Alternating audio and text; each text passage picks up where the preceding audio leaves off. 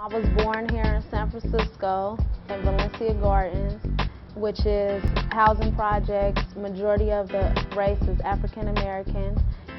Everybody, majority in the neighborhood was either selling dope, turf fighting.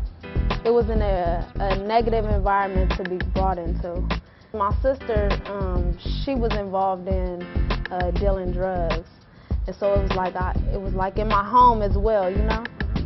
And so I don't know. I just used to watch her, you know, run in and out the house, make sales, come in the house, count a lot amount of money. I started selling drugs like when I was 9 years old. Yeah. So just watching my sister sell drugs, I just basically wanted to do it too because school was boring to me. I didn't like school because I felt like I couldn't do the work. Like, you know, I got frustrated real quick at times. And I don't know, I just didn't want to deal with it. I was scared to ask for help because I didn't want the other kids to think, you know, less of me or to talk about me because kids used to do that.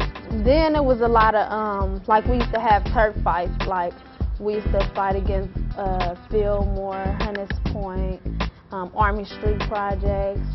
Didn't nobody teach me how to fight. It was just, you know, when you fought, you had to fight, you know? Because my sister, like, if I was to get beat up on the street, she'd grab me by my hair and be like, no, you ain't coming in this house crying, you know? You finna go back out there and fight. So she made me go back out there and fight. She didn't want me to be scared of nobody. So that's why I grew up with, like, this hard thing, you know? Like, I had to go out there and defend myself. At the time, I was the only girl out there selling drugs. And there was a lot of men out there, and so I just had to protect myself from people who try to rob us or will rob me, or, you know, people who just didn't like me because I was from Valencia Gardens, and when we had fight with other people, you know, sometimes it led to shooting. I didn't really plan it like, well, I'm gonna just go shoot this person, you know. It just sort of happened because it's like she was the girl that I had shot 3 people, but the girl that I had intended on shooting, she was messing with my boyfriend, and I didn't like her for that because I felt like she was trying to take something away from me, and I didn't want that taken away from me. And so one day she wanted to fight me, and during the time I had already had the gun on me. And so when she came up to me, I was just like, you know, why you want to fight me, you know? And so since I had the gun on me, I didn't even think, well, at least I don't think that I thought about it, you know. I just pulled it out my pocket and I just shot her. And then while I was shooting at her, her mother and her sister came to, like, I guess, shield her. And so I shot them as well.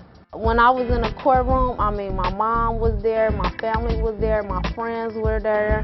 I was just hoping that I wasn't gonna get that much time. And once he gave me the 22 years, I mean, I was young. I didn't understand, like, I have to do all these 22 years. And so I just lashed out on everybody. I look back at my mom, I see the expression on my mom's face, like, man, I gotta be away from my family from 22 years. I was just like, hell no. I remember the judge. He was short. He was a white man. He had a glass. I remember how, if I seen him today in a suit, I would remember that man, you know. If he came in here to this office today, I would say thank you. Because even though he gave me so much time, it's just that I felt that I needed that time, you know, to be away from all the negativity that I was around, you know. And by him taking me from that environment and putting me into a different environment that was giving me so many opportunities to take advantage of, you know, I just really feel that I needed that. And now that I have a, you know, a more kind heart, that I would just say thank you, because, I mean, man, I was only 13 years old. They felt that they could do something else with me. They felt that I could change. I ended up going to YA, California Youth Authority, and only doing 5 years. Once I got hit with so many years, I just started to, you know, take advantage of the school, the education that I needed. They had jobs up there that they were offering us, and I took advantage of that. I was just really wanting to get my life together because I seen myself going nowhere. Once I start doing good in class or, you know, around a lot of people, like in counseling sessions, then other people start, you know, raising their hands because they feel like you could say something that would help somebody else. You know, so they start raising their hands and start getting answers, and I started to help people as well in the class, you know.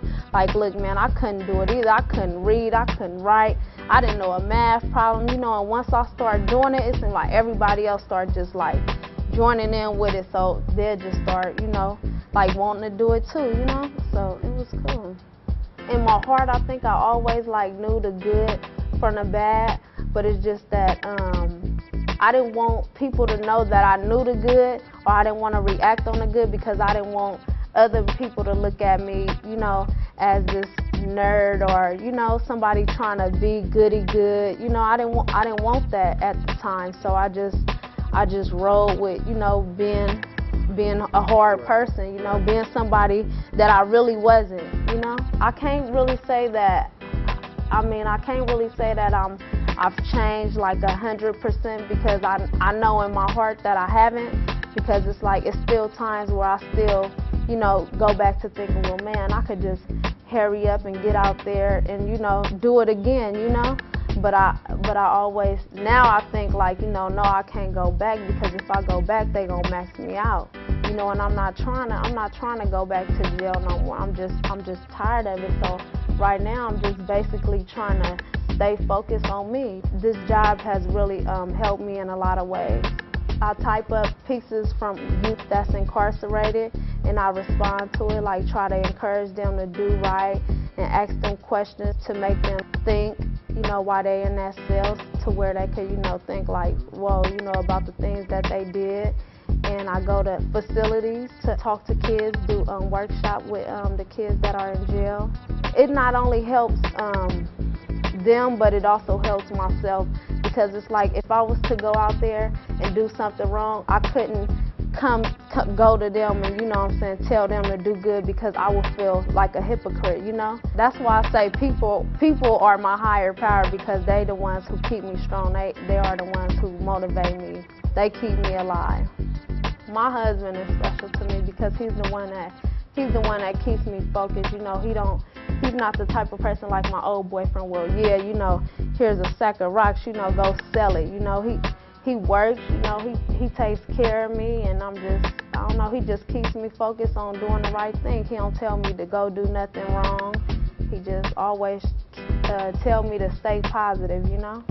Now my sisters, they've been off drugs for like 10 years now. You know, they've been doing so well now. You know, they all got jobs, and it's like, I mean, they're very supportive now. They tell me, you know what I'm saying, to do good. Now it's just like, I don't know, it's just like drugs just had their minds, and like now that they're off drugs, it's like they just help me so much, and I appreciate it. I just feel like I'm more of a motivated person. I'm confident in the things I do. You know, I'm just trying to make it this time.